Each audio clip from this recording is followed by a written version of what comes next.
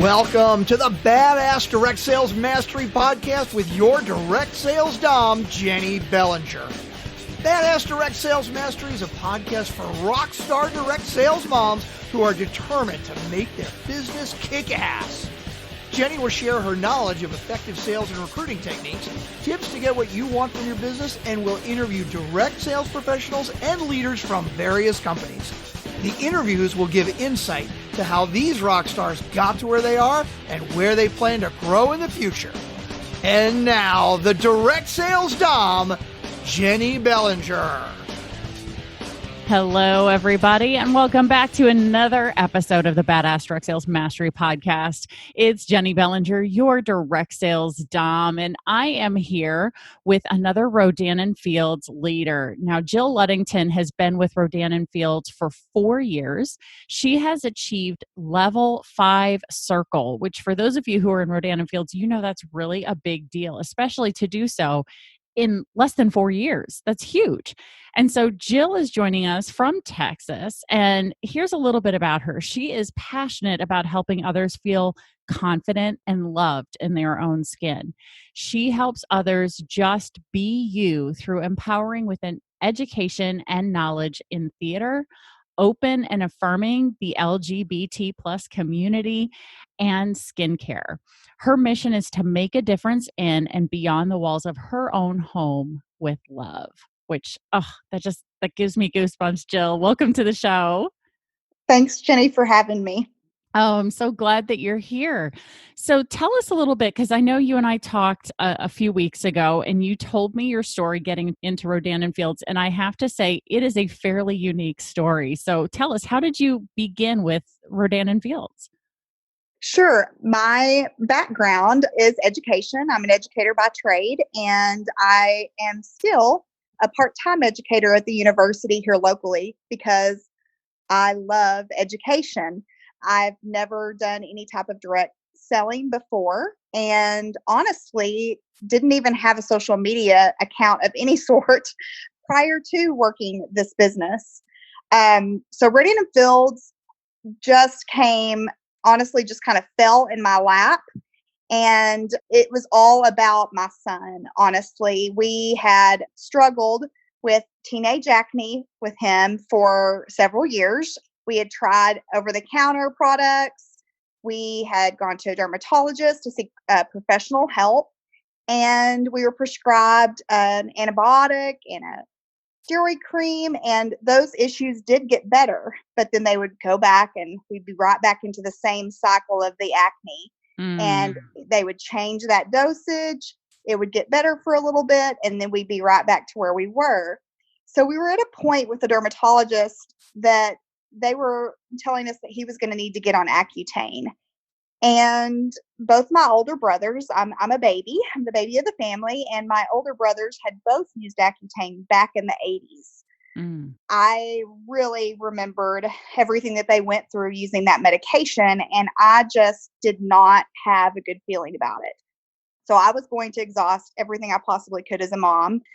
As a side note, our oldest also is a member of the LGBT plus community. So at this time in his life, not only was he struggling with teenage acne, but he was also struggling with his own identity. Looking at himself in the mirror and not liking what he saw and just coming to terms with who he was and loving himself. The only way I felt like I could help as a mom through that was, of course, to love him for who God created him to be, which is exactly how he was, but also to help him love the skin that he was in. And so I decided I was going to do some research.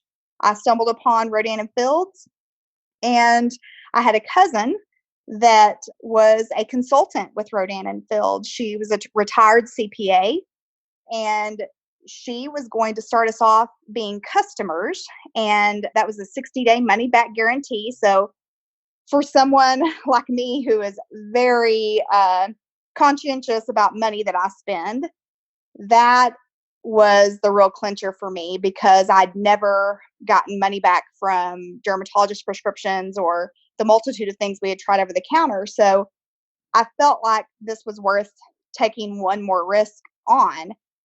So we decided we were going to be customers. And then my cousin started talking to me about the business. I had no background whatsoever in sales other than selling theater tickets. And I said, no, that's just really not something I'm interested in. But when she talked to me about saving money, that I connected with. So I got into the business to strictly get the best price. And through my results, my son's results, naturally sharing it with friends and family, I saw very quickly that Gavin's results and my results spoke for themselves. And I was getting, customers here and there. So when I saw how easy that was, then I decided to start treating this business like a business.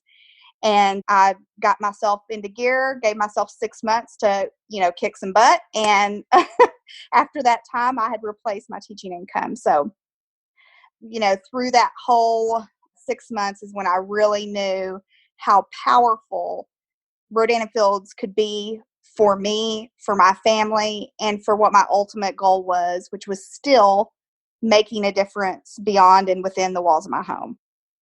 That's phenomenal. Because, the one thing a couple of things stick out. First of all, you got into the business because you had a big why behind it, which was to help your son. Yep. Right? To help him love who he is in his own skin. And that is a huge why to be a part of business.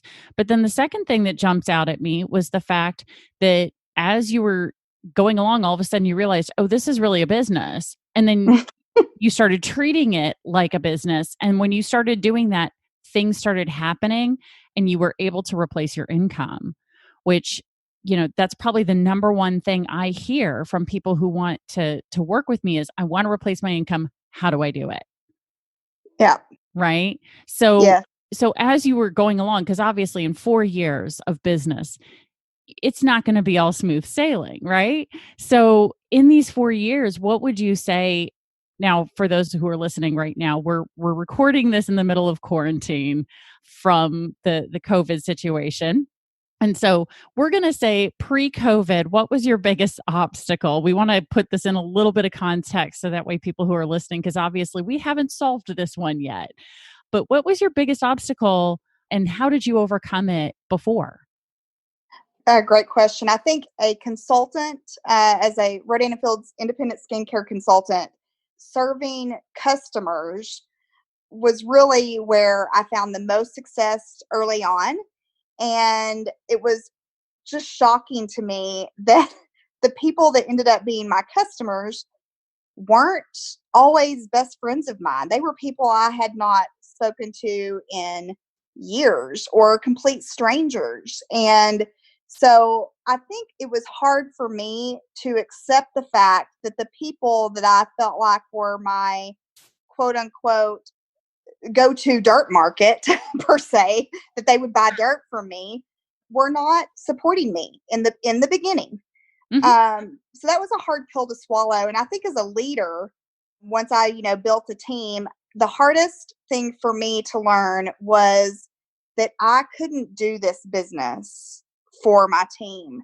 They had to want it for themselves, just like I did. Mm-hmm. And so unless, they were willing to put in the work, I couldn't find their success for them. So I think that was a hard lesson for me to learn too, that I wanted their success, that I was there to support and there to coach, but they had to want it for themselves. So yeah, those would be my two, I think. Yeah. And we see that across the board in all different product categories in direct sales and network marketing. That's something certainly that my team struggled with when I was active in my jewelry business 10 years ago. Was my team members would say, well, my sister won't have a party for me, or my mom won't have a party for me, or my best friend won't have a party for me. And I was like, right, exactly. And that's probably a good thing, because you don't want your friends and family feeling like they have to buy from you. What would be really nice is if, they see what's going on and you're able to gift these types of things to them, right? Because then they get to try it and they're like, oh, well, duh, maybe I should do this, right? But Right. that initial support isn't necessarily going to happen because, frankly, how many of us are out supporting that same person in their business, right? It just Yep. depends on if we believe we need their products or services. So, I think that's something that a lot of people struggle with, and having that mindset shift of realizing, okay, I've got to learn to do business without those people. So how do I get out there? So how did you get outside of your circle of friends and family to really begin to build a business to the point where you were able to achieve one of the highest levels in your company? I tell you, I just told myself that I was going to be consistent and I would not lay my head down on the pillow until I had done X amount of reach outs per day, period. End of story. And I just wouldn't let myself go to bed until that was done every day. And then after that, I found also a bit of time where I was getting scared to reach out to certain people for Mm. whatever reason. Maybe I hadn't talked to them in, years, or maybe I felt like they would be judging me, whatever it might be. And I listened to this consultant training one day, and the trainer said, "You're not as important as you think you are." And that really, really hit me because she said, here you are thinking that you've sent this message or you've made this phone call and left a voice message and they haven't returned it. And you're thinking, oh, they're laughing at Jill Ludington. Can you believe Jill Ludington sent this to me? Hey, everybody, has Jill Ludington reached out to you? Can you believe that she's doing this? Where really what happened is they were sitting there making supper. You messaged them and the oven buzzer went off, or they were at a stoplight, looked at their phone, saw that you were calling and it turned green, or whatever it is. You're not as important as you think you are. And so when I heard that, I just started going with the theory of next. So when they didn't reply, or they did reply and said, no, this isn't for me, I just remembered next, Mhm. Yeah, the person at the deli counter doesn't get upset when number 87 doesn't show up, right? She just goes, "Okay, 88." Yeah. Right? Someone else out there wants my deli stuff. Someone else wants some turkey, right? Someone else needs skincare, right? So all this time people spend pining after this person who won't respond. They're missing out on all this time they could be spending with the person who really honestly needs their product and service and sees the value in it right now. Right. Oh, gosh. Huge, huge, huge thing. I hope you guys are really picking up on what Jill is putting down for you. She's already hitting these secrets of success before we even ask the question. You guys are so used to hearing it at the end of the podcast, and she's just dropping these bombs in the middle of the interview here. I love it.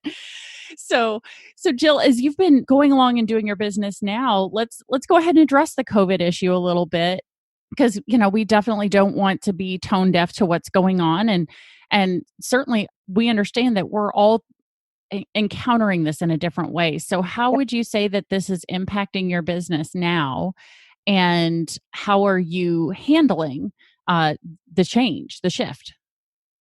Well, is it affecting my business currently? Yes, absolutely. And the biggest thing that I have told myself and my husband through all this is just that I've got to give myself grace. And I Mhm. also have to trust my ability in what I do as a consultant and a human being in providing excellent customer service.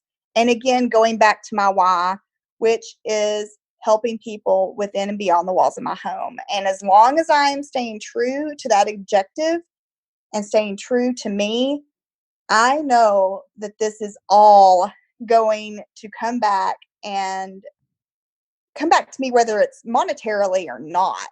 It's going to come Mhm. back fourfold. I'm just going to be blessed over and over because of how I respond during this situation.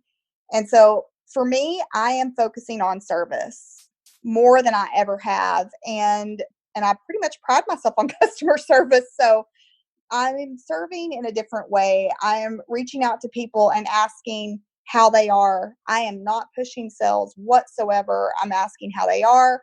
What can I do for them? Whether that has nothing to do with Rodan and Fields or not. And it is wonderful to be able to help. I tutored one of my customers' daughters in English the other day. And because, they're at home learning, and she is a high school English student. And she said, Jill, you were certified to teach English too, right? Yes. Do you think you could help my daughter? And that felt amazing to be able to do. And so I just feel like during this time, I just have to trust. And I will also say that I've also gotten new customers this month. And I that was a learning moment for me, because I had told myself, Jill, just get ready. Just get ready. You're probably not going to get any customers this month. And I was making decisions for people. And that's not for me to do. I don't know what someone needs and doesn't need.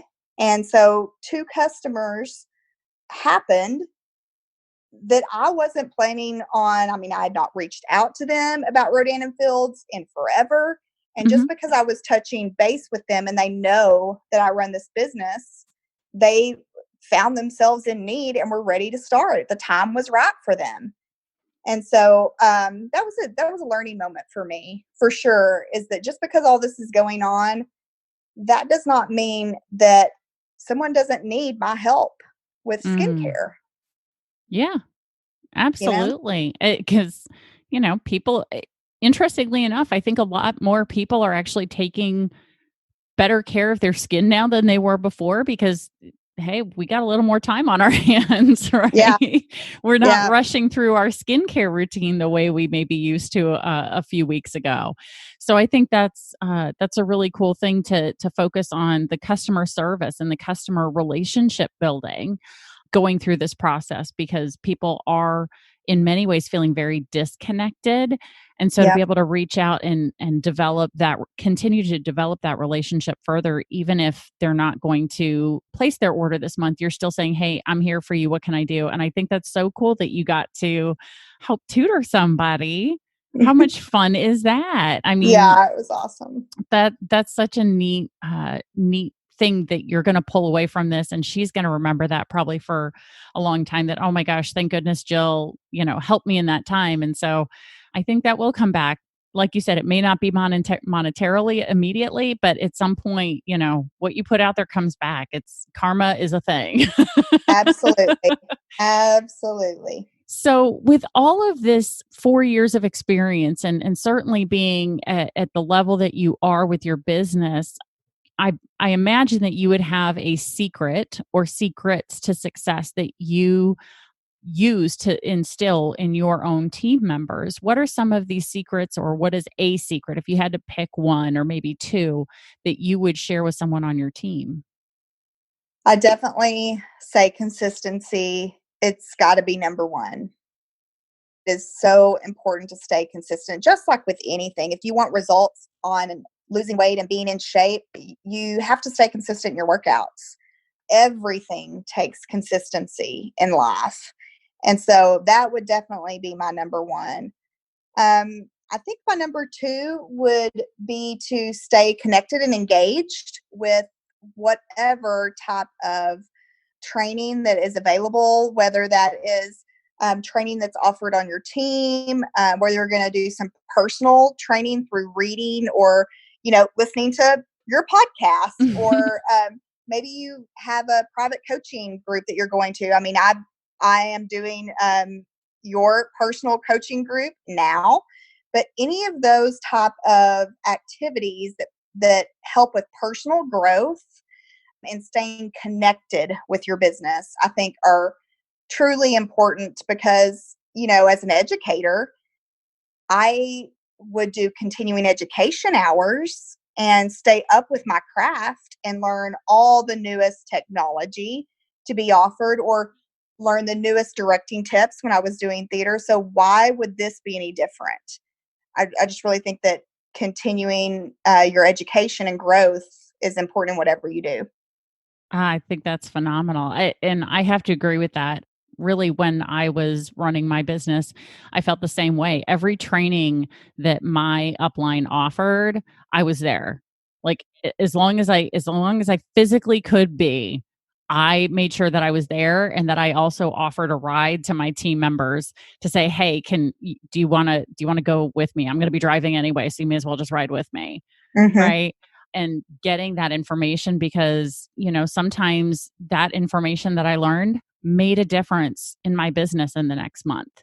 It helped me be a better salesperson. It helped me be a better sponsor. It helped me be a better leader, which are all different skills that you need in this direct sales network marketing business. So I wholeheartedly agree with that. And the consistency of using what you're learning is so important, because if you're trying something new and then dropping it, and trying something new and then dropping it, and trying something new and then dropping it, there's no consistency there, with the exception of you're having a bunch of things not work for you the first time, so you drop it without giving it any chance to really take hold. So I think that's phenomenal. Those are great secrets to success.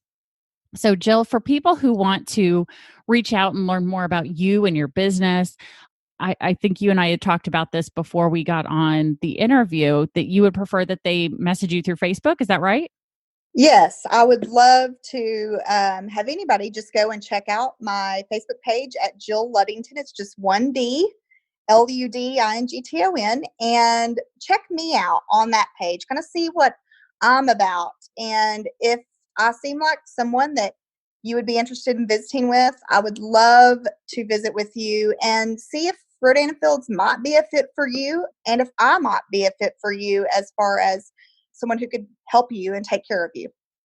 I think that's a great idea. Absolutely. And for those of you, if you do wish to reach out to Jill, just check in the show notes. We've got all of her different forms of contact, including the link directly to her Facebook page. So you can just click right there in the show notes. Just scroll up on your phone. You'll see all those links. Pick that Facebook Messenger link or that Facebook link to go check out her page and connect with Jill. So thank you for your time and sharing your knowledge, Jill. I so appreciate it. Thank you, Jenny. I really appreciate it. Oh, awesome. Well, everybody, this has been another great episode here on the Badass Direct Sales Mastery podcast. And I just want you to stay tuned for the next kick-ass episode. Thanks for listening to the Badass Direct Sales Mastery podcast with your direct sales dom, Jennie Bellinger. Why are you waiting to go to badassdirectsalesmastery.com? Don't make the dom get her whip. If you enjoyed this episode, make sure to share it with another rock star that you know in direct sales after you subscribe to the podcast, so you won't miss any future episodes. You can also check out the show notes for links and any contact information mentioned in today's episode. We'll see you next time.